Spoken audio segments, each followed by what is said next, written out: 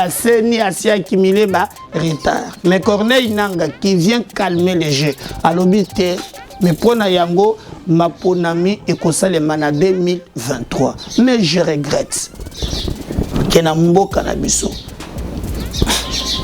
Ce qu'on appelle devoir la redevabilité et salamate. Mais ce que c'est que Bahati a Zozoa, ils ont cadeau ou bien ils ont le poids ya politique naie na niveau ya assemblée ou bien na niveau ya sénat. Moi je pense que ce qui to zongeli les sous et d'ailleurs balobi ke bakomi en contradiction bakomi na guerre na Jean-Marc Kabound tango komi président ya CENI azalaki monto mbongo te mais koko makaka na CENI balobi avec les éléments d'Eneli que je respecte, qui m'a donné ces éléments, il a même la documentation à lobby. Au Kenya, tous les gens qui sont sur le GB, Chaumbo Mouké, beaucoup de hôtel Castello, oh, de la Kayata Loan, à Zuni Yango. Ada bateau mounene, bakobengo tunde base, ali nango. Ba plantation ya bakaka nango. Ba utuko tuko publier un rapport qui est maintenant dans le mine. Il a géré les gens qui se trompent. Baye o ba votaka mokonzi. Bazalaka na ba parti politique te. Au IDPS, au Congo anava, au Kachino. Baye ba votaka biso, bazalaka na ba parti te. Ce sont des Congolais. Mais comme on est au Congo, il aurait dit, il ne nous explique pas gestion Yangélaki. Parce que quand il parle, vous sentez en lui deux moko y a fait cesser l'action. Parce que même Augustin Kabouya, c'est là qui sorti moko, c'est là qui n'a installation ya base ya bafuna alobaki kuna pour lui en tout cas toko gende na élection kaka soki recensement et salami. Je pense que il faut s'abstenir na ba maloba mosusu parce que personne n'est là na moya lelo ba pesa impression te na bato que bazolinga ba créer confusion. Tant que les politiciens attendent mikolo na yoki ba ressortissa ba bandi na moni ba kamba ina ba nini na ba kasamba wo nous les grands Kassai, nous les représentants des Kassai. Qui vous a dit que vous êtes les représentants des Kassai?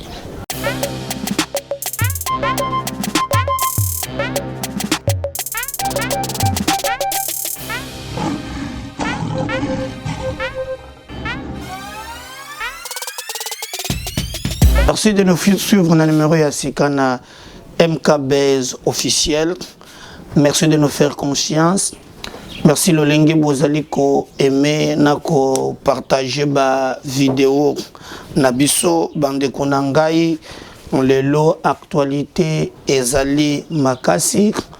Nous allons parler na likambo oyo ezali kokoma très grave Corneille Nanga Asali sorti moko médiatique lobby. Il a parlé sur les élections. Je pense que Toko Solo Nabino, Toko Yebisabino, pourquoi Asali sorti wana médiatique. Bolandaki, Bandeko Yafi Sisi, Babimaki, gouvernement Samalukonde, on nous dit que Awa Tozo Solo Awa, il s'est posé un problème. Il y a quota, il y a ministère. Les gens pensent que tu aurais demandé 5 postes en contrepartie. Ceux qui a eu 5 postes à démissionner dans le Sénat. Est-ce vrai? Dans l'émission, il y a les lots. Et confrontation. Ils allaient coller à niveau, il y a union sacrée. Vraiment, Toko Solo la Nabino très bien.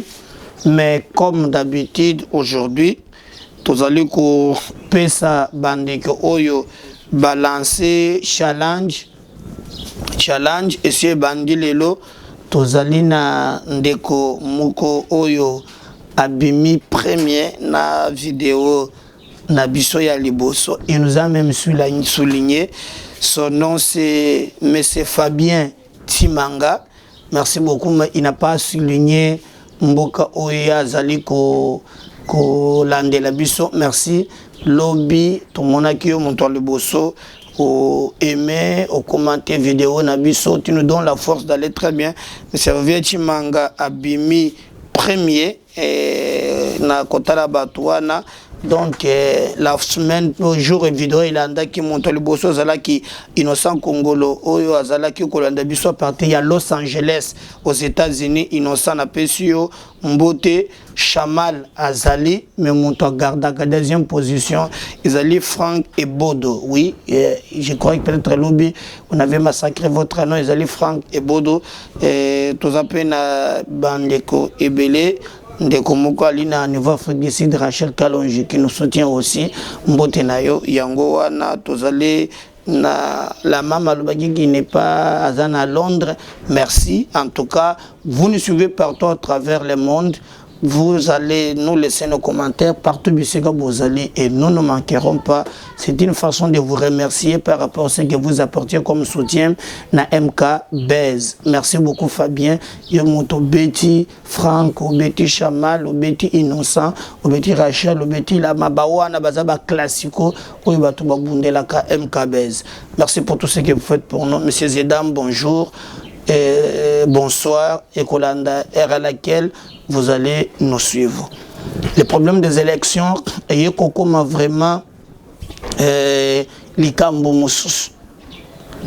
hommes d'État, les hommes qui s'engagent en politique pour servir la nation, balobaka développement.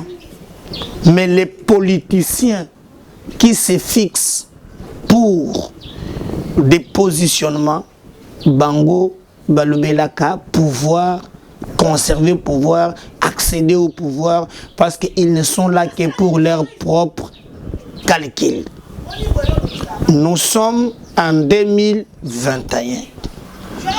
Les élections se tiendront en 2023. Mais cette précipitation, cette campagne, cette agitation autour des élections montre clairement qu'il y a un Anguille Siroche.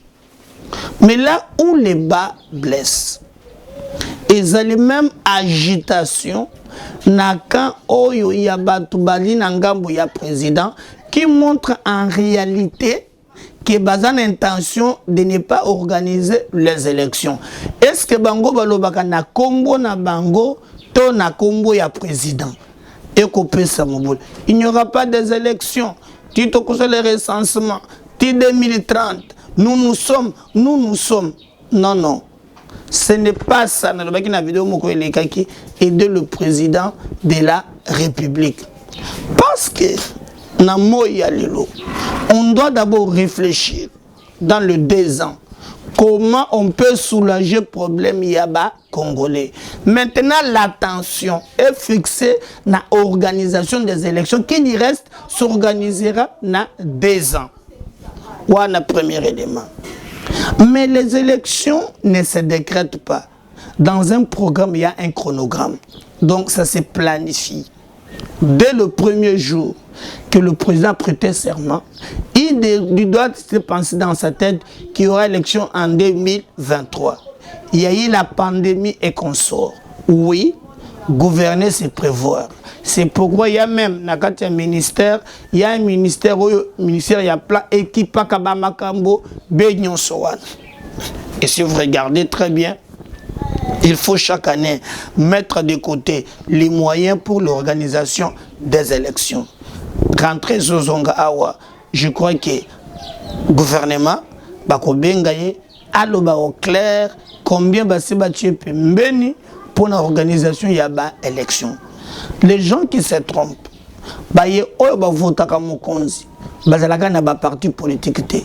Au IDPS, au Congo, au Kachino, baye ba vota ka biso, bazalaka na ba parti te. Ce sont des Congolais. La plupart bakotaka mangomba politique te. Mais ba on appelle la majorité silencieuse. Bazaka na posa élection les loté, ba na posa ya makambo qui est très bien. Mais dans la démocratie, il faut respecter le cycle électoral. On ne voit pas comment le président va s'en passer avec la pression tout autour Yaba élection. Donc, moi, je pense qu'à mon niveau, nous devons tout à la terre. Dédé. Toyoki, M. Corneille Nanga, Abimi Lobby. À lobby, à sa formation Moko, ou à lobby. Pour lui, les élections, ils sont encore tenables en 2023. Parce que, ils ont une organisation Moussous, à État, à l'INELIT, et société civile, et consorts, les organisations à caractère purement électoral, ils ont dit, dans le contexte actuel, la CENI a déjà accumulé retard il y a 11 mois. Parce que le bureau a CENI exact, réforme en question exacte, la CENI a accumulé retard. Mais Corneille Nanga qui vient calmer les jeux, à l'obité, mais pour Nayango, ma ponami et en 2023. Mais je regrette que Nambo Canabiso, ce qu'on appelle devoir redevabilité et salamate. Je ne sais pas ce que vous savez. Est-ce que vous savez que Corneille Nanga a organisé des élections n'a pas condamné gestion moko opaque l'Assemblée nationale qui était censée, parce que la loi avait que après makambu ya ba élection cycle wana basa la évaluation ba auditer CENI na niveau ya Assemblée nationale. Nous avons vu Janine Mabunda pendant tout le temps. Il n'a jamais audité gestion ya CENI. Il s'est précipité pour être nommé Ronsard Malonda alors que c'est que Corneille Nanga a continué à lelo place na ye et cause la libandate. Je vous donne un exemple pièce contre pièce. Na landi un éli ou dans la documentation. Tango comme président ya CENI azalaki monto mbongo te. Mais koko makaka na CENI balobi soki bokei avec les éléments d'Eneli que je respecte, qui m'a donné ces éléments, il a même la documentation à lobby. Ok, net aux organes de Ketambo, sur les GB, Chaumbo Mouké, beaucoup de hôtel Castello, oh, et de la Kayata Loan, à Zuni Yango. Ada bateau mounene, baroubengo tunde base, Alinango. Ba plantation ya bakaka Tozanango. Ba outuko tuko publier un rapport qui est maintenant dans le mine. Il a géré au-delà même, 1 milliard 999 millions. Après, wana batikalak audité yete. Ce qui bokei malam. Bokomona ki na makambo yemoko à lobby. Élection. Il a organisé ce qu'on appelle les élections na machine à voter. Bandrobengango a volé. Passation des marchés à millions de boni ndengewan, degré à gré. Organisé par Moana ya Norbert Basengezi. Machine wana na niveau ya Corée. Flou opacité à Kosakanate. Batu ba vérifier ba lobby machine en question c'est là entre 300 et 300 à 350. Les coûts évalués à niveau de CENI pour la machine 1500 à 1700. Les montants de la machine qui premier lot 110 000 machines. Mais calculez, si vous prenez 300, 1700 ou bien 1500, le cas il y a combien? Bobet tango fois 110 000 machines. Voilà premier lot. Deuxième lot est Koya. Bisona qui s'est bloqué un mois avant l'élection, oh machine moko ezikaka na GB awa na ba entrepôt na yango, oh ba tche banquette. Ti le l'autre ba soki ezika ezalaka combien? Na nyonso ya sala wana batikana ko auditer ata mokolo moko te. Mokolo moko te ba auditer. Mokolo moko te ba auditer. Mais comme on est au Congo, il aurait dit, il ne nous explique pas gestion et Angela. Parce que quand il parle, vous sentez en lui dose moko ya fait cesser. Mais attention, les Cambo, il y a élection. Parce que même Augustin Kabou, c'est là qui sortit moko, c'est là qui a installation, il y a Bazia Bafuna, Alobaki Kuna. Pour lui, en tout cas, tokogende na élection kaka soki recensement et salami. Je pense qu'il faut s'abstenir na ba maloba mosusu parce que personne ne lo na moya lelo ba pesa impression te na bato que bazolinga ba créer confusion. Recensement, les liens avec les élections, ce n'est pas la première fois que Salama. Kabila a voulu nous l'imposer na batonaye awana 2015. Souvenez-vous, Zamukolo Kengo alobaka na Lingala, alibi toyoki peuple. Et là, il y a charnière ya Maluku.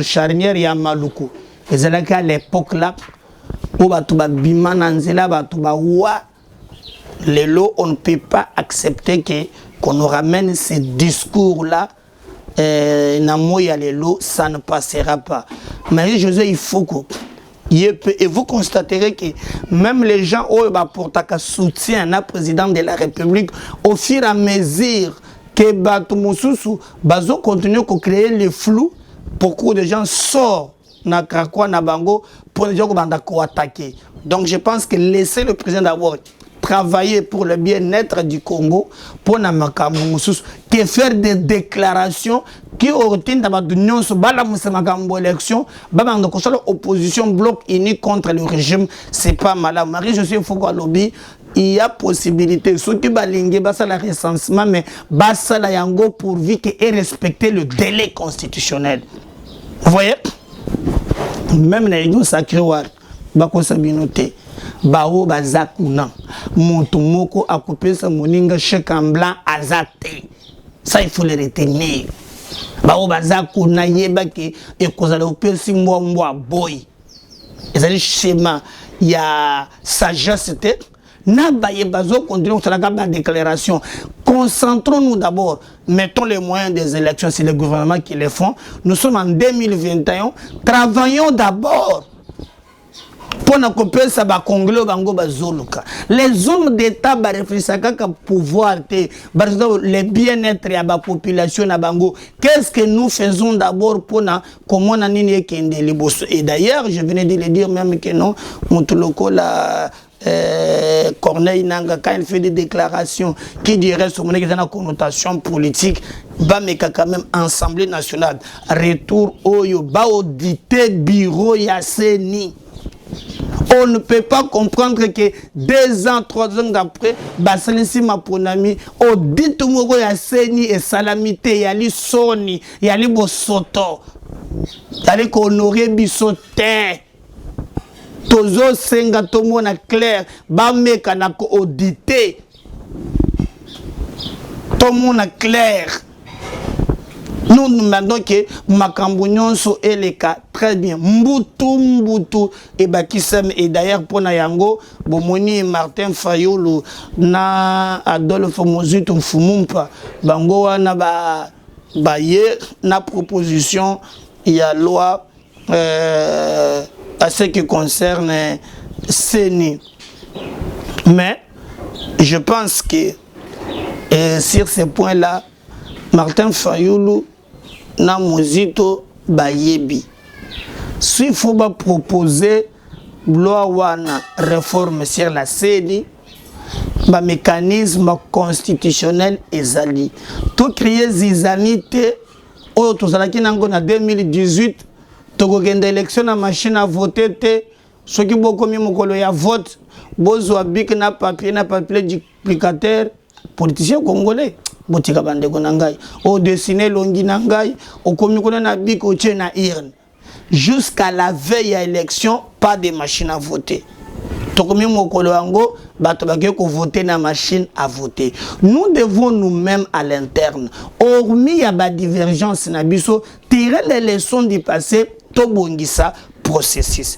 Comment ça se fait? Proposition eko en assemblée eko na gouvernement ozoyeba ezokutala bandeko mosusu bakokende kopropose yango na niveau ya assemblée. Alors Martin Fayulu azalaka député national azalaki élu. Dynamique de l'opposition ezali na un nombre de députés. Je crois que le mieux à faire, pour ne pas que tout côté les sous-sonnets de spectacle, parce que le réforme, moi je suis d'accord que tout n'est pas réforme. Mais tous aura, yango wana, tous les qui sont dans le groupe nabango na niveau ya ensemble, et que groupe nabango aime yango. Mais bango attaque batumi bale, bakole qui sa yango wapi. Et aussi des dés. Ce qui est l'eau, bazone dit quand même que réforme est salim. La démocratie veut ceci.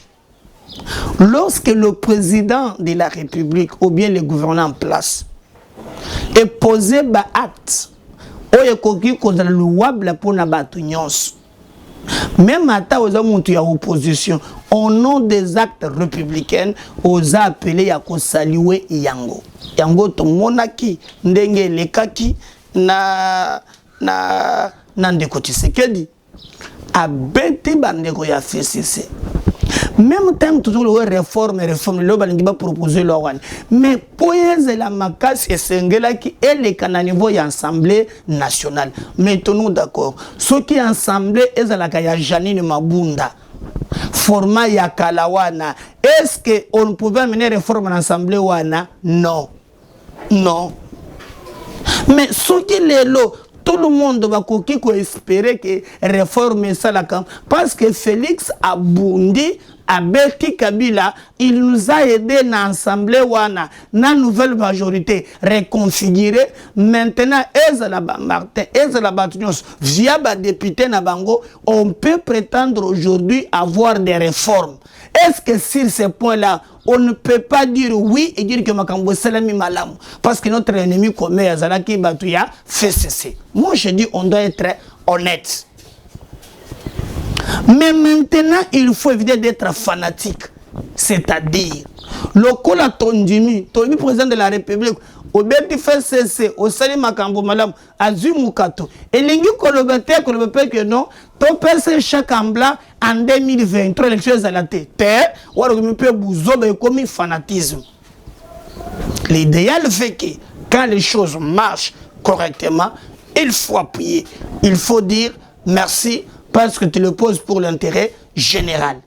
Mais lorsque aux hommes il y a des fanatiques, fanatiques, les gens qui ne comprennent rien, au bazolinga, même la logique constitutionnelle na black, ipso facto, nous devons nous les poser parce que là, nous nous écartons même dans l'objectif pour lequel Bissonnion Soto Bundel. Donc, tous la Kanakil Tirouane, il y a des choses, au bazar ensemble, au Bakamwanate, Félix Sekada Kabila. Mais maintenant, ce qu'il a fait au niveau ensemble et permettre que Martin Fayoulou, Namozito, va proposer aujourd'hui, proposition, même la presse, il y a des propositions.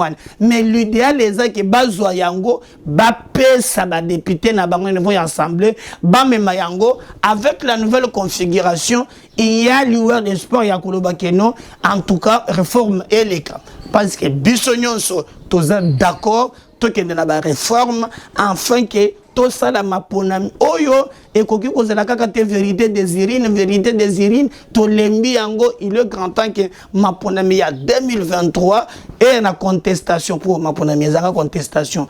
Exacte, même aux États-Unis, Joe Biden a réclamé la vérité des urnes, donc il y a failli même aux États-Unis, mais nous voulons quand même des élections aller là, moi. Mouké, c'est là-bas qui la fois passée était. Il y a un très bien. Donc, apprenons à apprécier. C'est comme aujourd'hui. Bomoni, Bamakambo Moussous, Babandeko Kangami, et je faisais quoi enquêter. Tout le monde qui espoir, moi, Mouké, la justice, même Mataza Moutouya, fait cesser, Azato Moutouya, la Mouka, Moutouya Congo, Moutouya Wab, il faut accepter cela.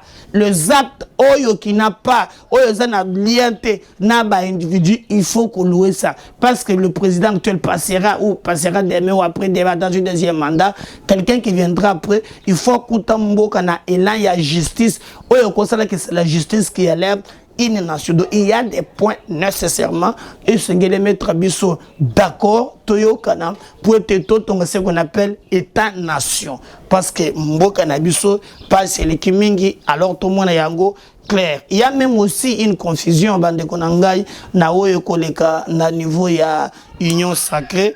Confusion ekoti makasi ya makasi toyoki bande ko mususu balobi de l'autre côté partage ya ba poste et comment couper ce problème to moni ba journaux ba to bazo koma je vous avais montré déjà que mikolo elekaki na niveau ya union sacrée ba to ba commis déjà ko swana les gens pensent que déjà Bati Lukwebo azana présidence et Sénat azana deuxième vice-président de l'Assemblée nationale alors bazolingate azosuba ministère 5 ndenge bayokana ki poete azwa bamone keleki ebele esengeli balongola ye mususu mais ce que c'est que Bati azozwa eza cadeau ou bien ezali poids ya politique naie na niveau ya assemblée ou bien na niveau ya Sénat. Moi je pense que ce qui to zongeli lisusu et d'ailleurs balobi ke bakomi en contradiction bakomi na guerre na Jean-Marc Kabound ou selon certaines sources alobi akoki kozwa ba poste wana te eleki ebele na bande ko mususu pe bazomona keza normal bakomi ko bondisa ye alors est-ce que ce qui bitumba wane bandi ezali pour un intérêt général ou bien eza pour un intérêt ya ba groupe alors que kimia ezala ki déjà na union sacrée babanda ki déjà koyo kana kosala tout pomona ki même Moïse Katumbi alungwa ki pe katanga ayaki awa basolola ki na Katumbi ko tout monde proposer kombo na ye dans les coulisses mais ba musu balobi eza na ngobongo te azana ye montroyo atalaye na lolenge mususu tant de choses à la fois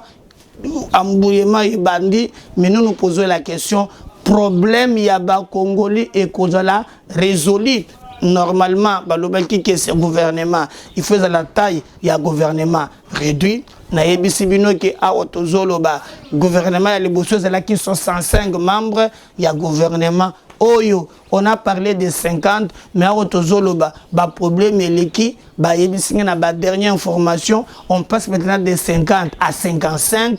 Après Covid, Naba Makamunyo, c'est pas ces Anamboka, beaucoup moins que les institutions Yango Moko, parce que le statistique fait Yasuka après Covid, le recette de l'État, oui, Babanda Kikozoa.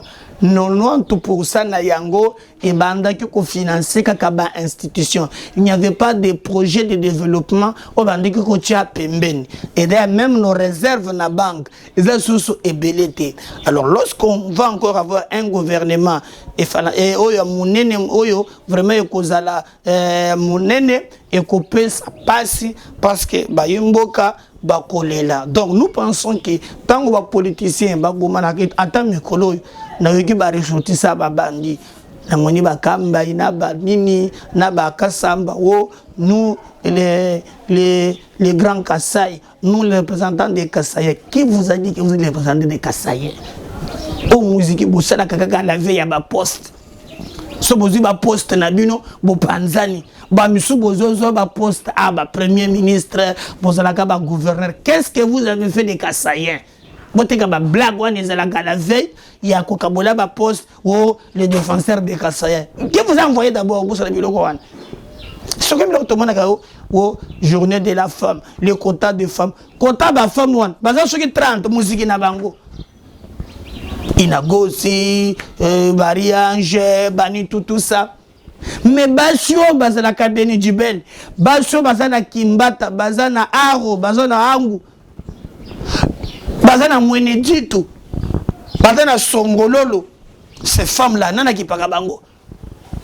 Il ne faut pas venir ici nous concerner beaucoup Sagabato.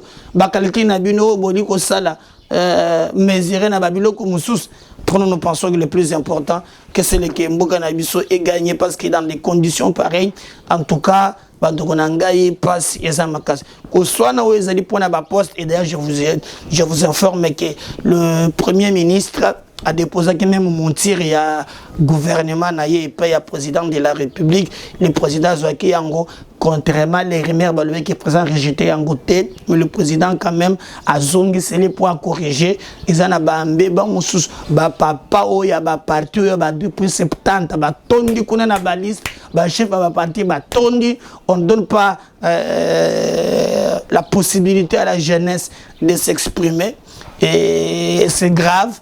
Même quand on dit des quotas de femmes et consorts, la vie n'est pas un gâteau sur un plateau, la vie c'est un combat devant nous battre corps à corps. Donc, c'est dans ces conditions-là que l'actualité politique est allée au Salema na Mboka Nabiso. Pour moi, je pense que Batoua na Bazo Bunda va tenir compte.